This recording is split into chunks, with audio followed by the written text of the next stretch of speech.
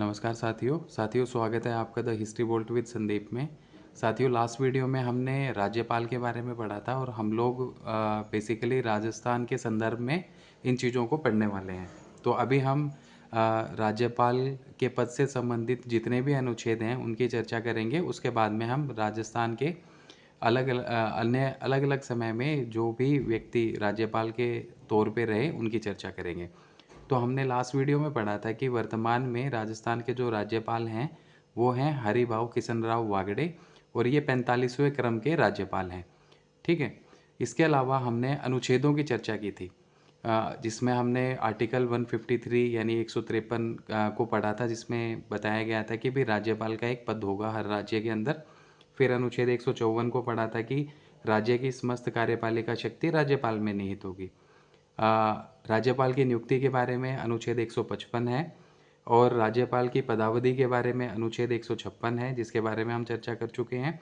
अनुच्छेद 157 में राज्यपाल पद के लिए किसी भी व्यक्ति के अंदर योग्यता क्या होनी चाहिए, इस बात का प्रावधान, इस बात की चर्चा की गई है। और अनुच्छेद 158 हमें ये बताता है कि भाई राज्यपाल, कोई भी व्यक्ति राज्यपाल नियुक्त किया जा रहा है तो उस पद के लिए शर्तें क्या होंगी।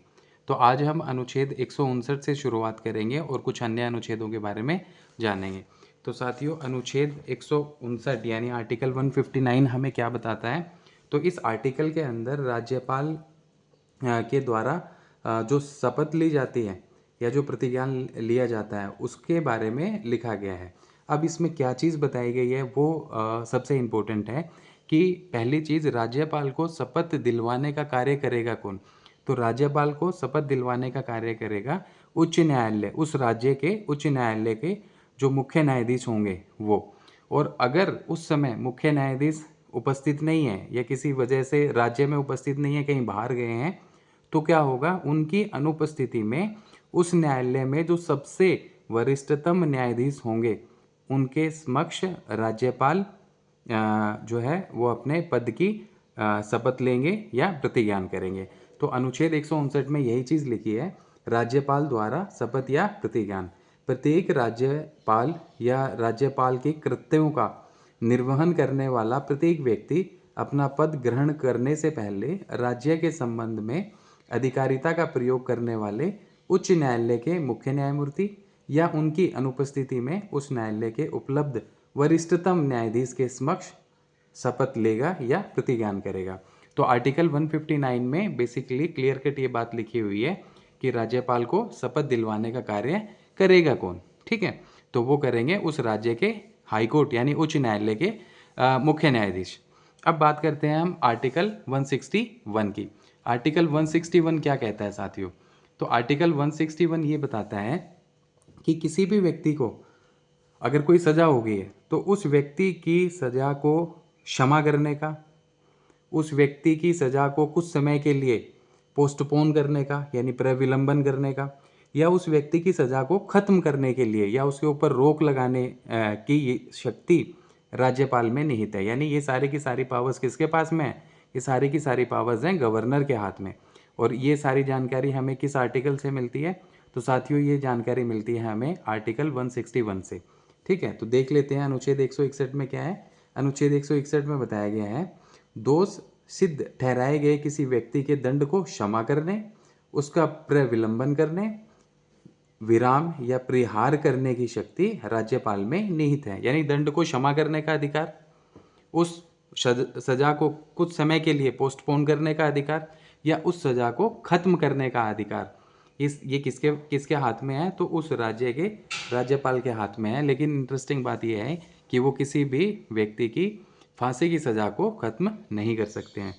Now we will talk about the article 163। हम लोग अनुच्छेद 163 के बारे में चर्चा करने वाले हैं कि उसमें क्या लिखा गया है। अब किसी भी व्यक्ति को राज्यपाल के पद पे नियुक्त कर दिया गया, ठीक है, और सारे के सारे जो कोई कार्य राज्य में होने हैं वो राज्यपाल के नाम पे होंगे। तो उनको जो शक्तियां दी गई हैं उनका इस्तेमाल करना है, राज्य के संदर्भ में राज्य के कल्याण के लिए कार्य करने हैं, नीतियां बनानी है। तो इस सब के लिए उन्हें भी किसी न किसी की सहायता की जरूरत पड़ेगी, या वो अपने विवेकानुसार करेंगे। दो ही ऑप्शन है। तो यही चीज़ आर्टिकल 163 यानी अनुच्छेद 163 में बताई गई है। और वो क्या बताई गई है उसको थोड़ा सा देखते हैं, क्या क्या चीज़ें दी गई हैं। तो आर्टिकल 163 क्या कहता है, राज्यपाल को सहायता और सलाह देने के लिए मंत्री परिषद होगी। यानी राज्य के अंदर राज्यपाल सही तरीके से अपने कर्तव्यों का निर्वहन कर पाएँ, इस संदर्भ में उन्हें जिस भी प्रकार की सहायता की ज़रूरत है या कैसी किसी भी महत्वपूर्ण मसले के ऊपर सलाह लेने की ज़रूरत है, तो ऐसे में सहायता और सलाह देने का काम कौन करेगा? तो ऐसे में सहायता और सलाह देने का काम करेगी मंत्री परिषद। ठीक है, इसका वर्णन किया गया है आर्टिकल 163 में। अब ये जो मंत्री परिषद है, इस मंत्री परिषद का प्रधान कौन होगा? तो मंत्री परिषद का प्रधान होता है साथियों उस राज्य का मुख्यमंत्री। और इसका वर्णन किया गया है आर्टिकल 163 ए में, यानी 163 एक में ये बात लिखी गई है कि भाई मंत्री परिषद का जो प्रधान है वो उस राज्य का मुख्यमंत्री होगा। और मुख्यमंत्री की नियुक्ति कौन करता है? तो मुख्यमंत्री की नियुक्ति करते हैं उस स्टेट के गवर्नर। ठीक है, दूसरी चीज आर्टिकल 163(2) इसमें क्या बताया गया है, 163(2) में भी कुछ चर्चा की गई है। राज्यपाल द्वारा अपने विवेकानुसार किया गया विनिश्चय अंतिम होगा। यानी सलाह ले ली मंत्री परिषद से, लेकिन फाइनल किस तरीके से काम करना है ये फाइनल डिसीजन राज्यपाल स्वयं अपने विवेकानुसार लेंगे। ठीक है, और उनके द्वारा लिया गया जो डिसीजन होगा, जो उन्होंने अपने विवेक का इस्तेमाल करके निर्णय लिया होगा, उस निर्णय को अंतिम माना जाएगा। ठीक है, अब बात आती है सलाह की। मंत्री परिषद से राज्यपाल महोदय ने सलाह ली। ठीक है, अब मंत्री परिषद ने क्या सलाह दी? ठीक है, दूसरी चीज सलाह दी या नहीं दी, उस सलाह के ऊपर राज्यपाल महोदय ने कार्य किया या नहीं किया, यानी उसके आधार पर काम किया या नहीं किया, इस बात को कोर्ट में चैलेंज नहीं किया जा सकता है।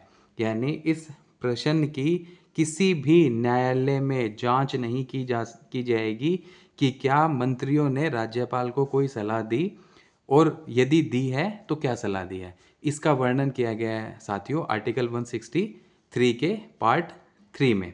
ठीक है, तो 163 आर्टिकल की अगर बात करें तो सबसे इंपॉर्टेंट बात यही है कि भाई राज्यपाल की सहायता के लिए और उनको सलाह देने के लिए एक मंत्री परिषद होगी।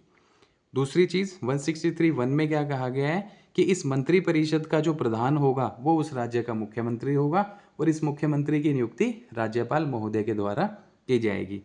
तीसरी चीज इस आर्टिकल में क्या है, जो कि 163(2) है, इसमें यह बताया गया कि भाई राज्यपाल जो है वो अपने विवेकानुसार भी निर्णय ले सकते हैं, और उनका ये जो निर्णय है वो अंतिम माना जाएगा।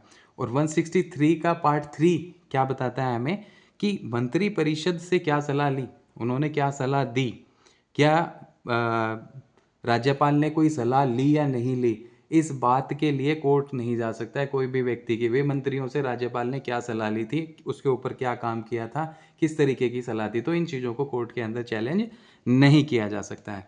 तो एट प्रेजेंट हमने 3 आर्टिकल्स को डील किया है।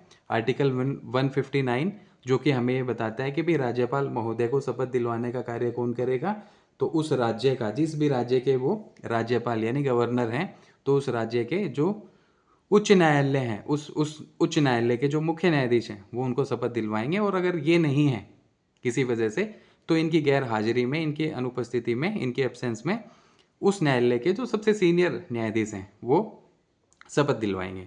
161 में क्या कहा गया कि भी राज्य में किसी व्यक्ति को दोषी ठहरा दिया गया किसी मुकदमे में, किसी कानूनी मैटर में, तो उस व्यक्ति के दंड को क्षमा करने का अधिकार, यानी उस दंड को क्षमा करने की शक्ति, उसकी सजा को कुछ समय के लिए पोस्टपोन करने की शक्ति, या फिर उसकी सजा पर रोक लगाने की शक्ति, ये सारी की सारी राज्यपाल के पास हैं। लेकिन किसी भी व्यक्ति की फांसी की सजा को खत्म करने या उसको क्षमा करने का अधिकार राज्यपाल महोदय के पास नहीं है, ये राष्ट्रपति महोदय के पास में होता है। ठीक है, माननीय राष्ट्रपति जो है वो इस मसले के ऊपर अपना पावर का इस्तेमाल कर सकते हैं। फिर हमने आर्टिकल 163 की चर्चा की, जिसमें हमने पढ़ा कि भाई राज्यपाल को सहायता और सलाह देने के लिए एक मंत्री परिषद होगी। मंत्री परिषद का प्रधान उस राज्य का मुख्यमंत्री होगा। आर्टिकल 163(1) ये बात बताता है। राज्यपाल महोदय अपने विवेकानुसार भी विनिश्चय कर सकते हैं, और ये उनका फाइनल डिसीजन होगा। आर्टिकल 163 पार्ट 2 बताता है। और मंत्री परिषद के जो मंत्री हैं उनसे क्या सलाह ली, किस तरीके की उन्होंने सलाह दी, उस पर राज्यपाल महोदय ने अमल किया नहीं किया, इन सारी चीज़ों को कोर्ट में चैलेंज नहीं किया जा सकता है। ये हमें पता चलता है आर्टिकल 163 के पार्ट 3 से। अब हम बात करने वाले हैं आर्टिकल 164 के बारे में, ठीक है, और उसके बाद आर्टिकल 165 को देखेंगे। तो आर्टिकल 164 क्या कहता है? आर्टिकल 164 कहता है साथियों, मुख्यमंत्री व मंत्री परिषद की नियुक्ति राज्यपाल के द्वारा की जाएगी, ठीक है। अब सहायता के लिए मंत्री परिषद होनी चाहिए राज्य में। राज्यपाल को अगर कोई सलाह लेनी है, कोई सहायता चाहिए, तो उसके लिए मंत्री परिषद होगी, आर्टिकल 163 कहता है। पर ये इस मंत्री परिषद की नियुक्ति करेगा कौन? तो इस मंत्री परिषद जिसके प्रधान मुख्यमंत्री होंगे, ठीक है, तो मुख्यमंत्री की नियुक्ति राज्यपाल महोदय करेंगे और मंत्री परिषद की जो नियुक्ति है वो राज्यपाल महोदय उस राज्य के मुख्यमंत्री की सलाह पर करेंगे। ये बात लिखी गई है आर्टिकल 164 में। तो यही देखते हैं, मुख्यमंत्री व मंत्री परिषद की नियुक्ति राज्यपाल के द्वारा की जाएगी। Now we will talk about article 165। Article 165 क्या कहता है? आर्टिकल 165 ये कहता है कि भाई राज्यपाल महोदय हैं, अब उन्हें किसी प्रकार की कोई कानूनी सलाह की ज़रूरत है, ठीक है, तो उसके लिए राज्य का जो महाअधिवक्ता होता है, एडवोकेट जनरल, उसकी नियुक्ति की जाती है, ठीक है। तो ये नियुक्ति कौन करेगा? एडवोकेट जनरल यानी महाअधिवक्ता की नियुक्ति करेगा कौन? इस बात के बारे में सारी जानकारी मिलती है हमें आर्टिकल 165 में। और आर्टिकल 165 यही बताता है कि राज्यपाल के द्वारा कानूनी सलाह के लिए राज्य के महाअधिवक्ता की नियुक्ति की जाती है, ठीक है। तो महाअधिवक्ता की नियुक्ति राज्य में कौन करता है? राज्यपाल महोदय करते हैं, ठीक।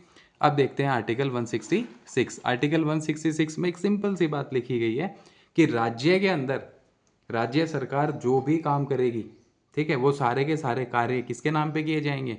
तो वो सारे के सारे कार्य, सारे के सारे कामकाज राज्यपाल के नाम पे किए जाते हैं, ठीक है। तो ये है आर्टिकल 166 जो बताता है राज्य सरकार के समस्त कार्य राज्यपाल के नाम से किए जाते हैं, ठीक है।